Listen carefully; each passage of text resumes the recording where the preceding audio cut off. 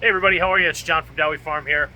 I just want to do a quick video. Let me turn some fans off in the germination room. Less noise. I want to do a quick video on blackout domes, which is something that people talk about a lot in this business. Let me try to find a spot where there's not a ton of light. And they talk about it a lot in the business, in this industry, the microgreens world, and it's not... It's just, I know it's something I was taught when I first started. Man, the light's here. And, oh, I have to pause to sneeze. I just mixed the soil. Woo! I cut that sneeze out. Anyway, in the microgreens world, I feel like there's a ton of people that talk blackout dome, especially in the learning phase. And it's definitely like part of the standard process. There, I cleaned my lens. But I've also found it to be kind of pointless for the most part. So let's go around the germination room here, and I'll give you some examples of what I'm talking about. So let's start in the back. All right. So we're gonna go from seed all the way through. So let me turn this off. This ventilation fan, too loud. Everything's so loud. My air cleaner. All right. So I just pulled a dome off these wasabis, and I know I'm sitting here on this video telling you like we don't black anything out, but what I'm talking about, let's first address what a blackout dome is. A dome is like you've already gone through the germination phase. You are now going into a growth phase, right? Now let's get an example here. See how I have this arugula? This is a perfect example. Yesterday this arugula had a tray over the top of it, and I call it a dome, right? Today, I pulled it off yesterday because it was ready. It was about an inch tall. And I left it for a day because what we do is we put arugula with no weight and just a dome like this, okay, on top of a salad crop, I call it, like a purple cabbage, which is what we have here. Now, that purple cabbage is, I would say it's an inch, maybe 3/4 of an inch, somewhere in there. Nice, perfect growth, right? And a lot of people now would take a dome and dome that thing, and that's what we call a blackout dome. So this growing from seed, from sowing to germination to this stage right here, that's not a blackout dome. That's not blackout. That's just a domed growth, I guess is what you want to call it, which is what this chervil is doing.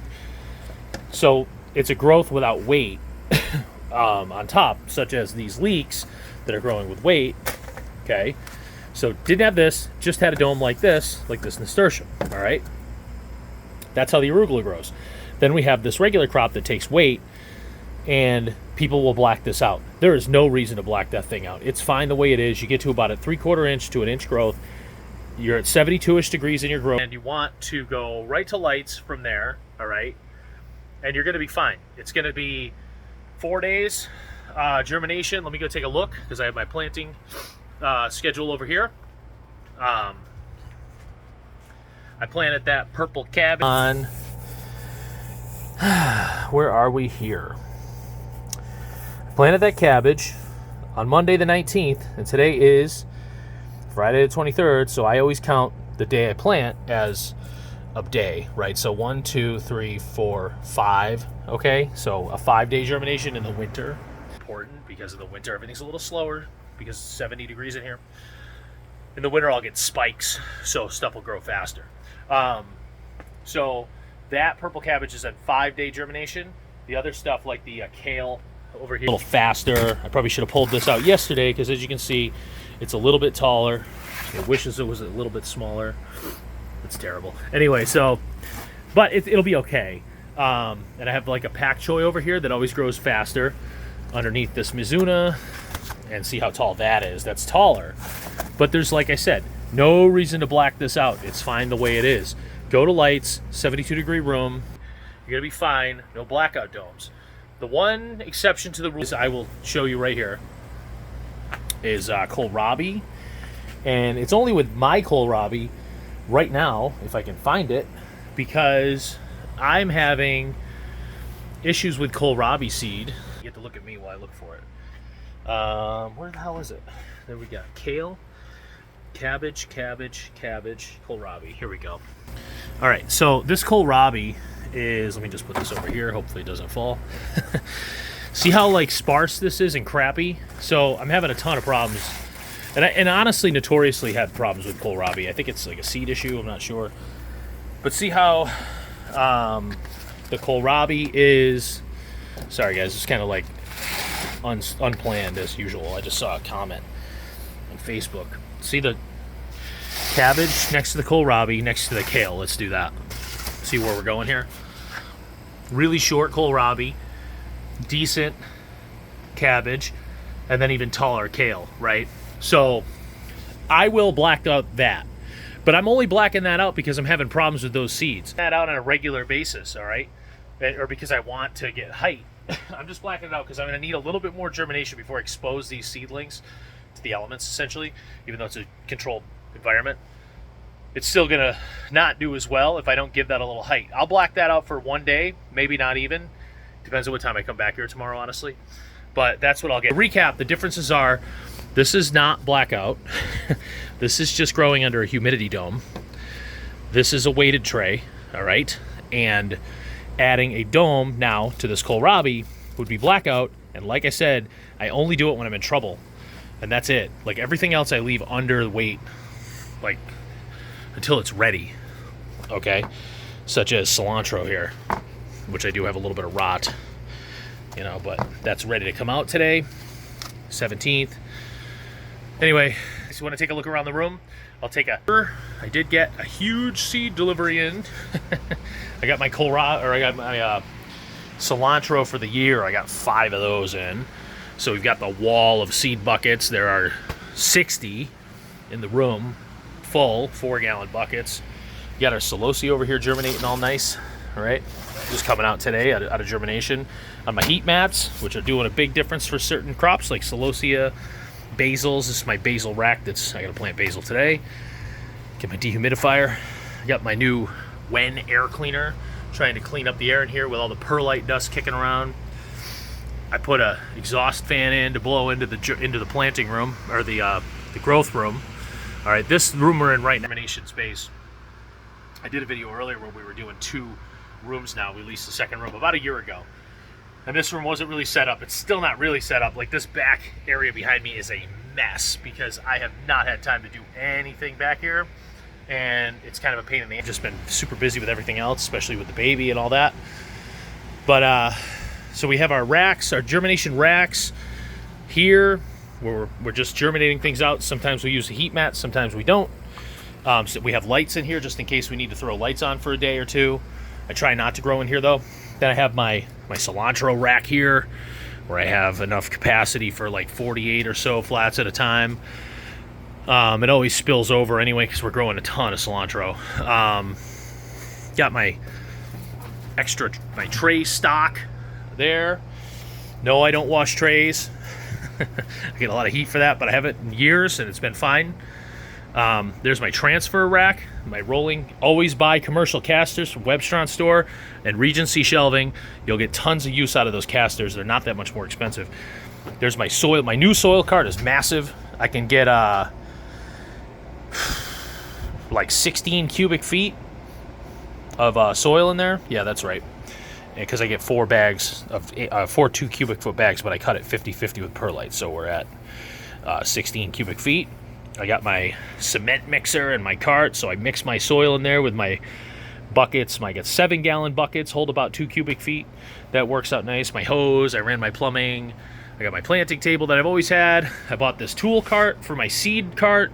My seeds in the window there that I'm using. My chart. I bought a case of these bad boys because I love those. And I had these boxes from when I had bought them before, but I found a case of them on Amazon. And let's go over to the other room. Why not? I'm going to go outside. There's the van. There's the delivery van. Spent soil.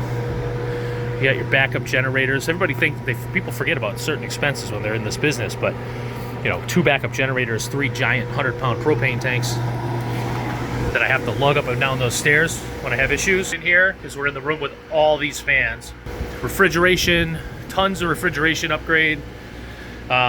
Best Buy, all refrigerators are fantastic. Now we're on the other side of that wall with that exhaust fan up there. These refrigerators are huge. I'm 6'3". They're taller than me, but they have a ton. I bought this one first, and then I'm happy with it. It's an Insignia fridge, right? So you don't have to, whatever, pot of coffee in there. But and these are on sale right now at Walmart for $16, just so you know. These big storage containers that we have, but the big fridge is awesome. And man, so we have 4 refrigerators going. 2 of the short ones. This is an old one that I still have in service. This is the original Whirlpool all fridge.